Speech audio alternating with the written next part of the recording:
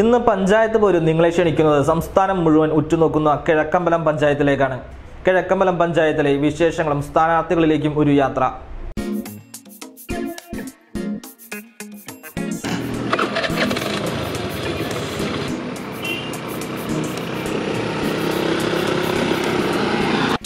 ഭരണത്തിലെ പ്രധാന നേട്ടങ്ങളിലൊന്നായ ചെമ്പരക്കി പുക്കാട്ടുപടി റോഡിലൂടെയാണ് നമ്മളിപ്പോൾ സഞ്ചരിച്ചുകൊണ്ടിരിക്കുന്നത്. BMBC നിലവാരത്തിൽ 5.5 മീറ്റർ വീതിയിൽ ടാറിംഗ് നടത്താൻ സർക്കാർ 3 കോടി രൂപയാണ് അനുവദിച്ചിരുന്നതെങ്കിലും സർക്കാർ ഫണ്ട് കൂടാതെ 14 കോടിയോളം രൂപ 2020 പണം ചെലവഴിച്ചത്. നമ്മളിപ്പോൾ പോകുന്നത് 2020 വാഴക്കുളം ബ്ലോക്ക് ഡിവിഷനിലെ പുക്കാട്ടുപടി ഡിവിഷനിൽ നിന്ന് ജനവിധി തേടുന്ന ആർട്ടിസ്റ്റ് ചിക്കൂസ് എന്നറിയപ്പെടുന്ന KV രാജുവിനെ തേടിയാണ്. വാഴക്കുളം ബ്ലോക്ക് പഞ്ചായത്തിലെ പുക്കാട്ടുപടി ഡിവിഷനിൽ നിന്ന് 2020 സ്ഥാനാർത്ഥിയായിട്ടുള്ള ചിക്കൂസ് രാജു എന്നറിയപ്പെടുന്ന KV രാജുവിനെ കാണാനായിട്ടാണ് നമ്മളിവിടെ എത്തിയിരിക്കുന്നത്. സാർ നമ്മോടൊപ്പം ഉണ്ട്. തെരഞ്ഞെടുപ്പ് വിശേഷങ്ങൾ നമുക്ക് അദ്ദേഹത്തോട് ചോദിക്കാം. Hello sir. നമസ്കാരം. എൻ്റെ പേര് രാജു. ഞാനൊരു ആർട്ടിസ്റ്റാണ്. ചിക്കൂസ് രാജു എന്ന പേരിൽ അറിയപ്പെടുന്നത്. 2020 തുടങ്ങിയ കാലം തൊട്ട് ആ പ്രസ്ഥാനത്തിൻ്റെ ഒപ്പം തന്നെ ഞാനുണ്ട്. കാരണം ഈ നാടിൻ്റെ നന്മയ്ക്കും നാടിൻ്റെ വികസനത്തിനും വേണ്ടി മാത്രം പ്രവർത്തിക്കുന്ന ഒരു പ്രസ്ഥാനമാണ്.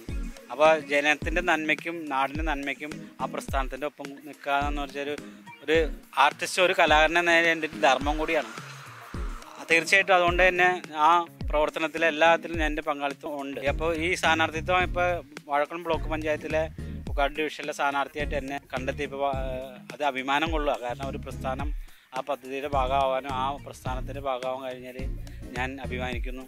ചരിത്ര വിജയം എന്തായാലും 2020 ഉണ്ടാവും.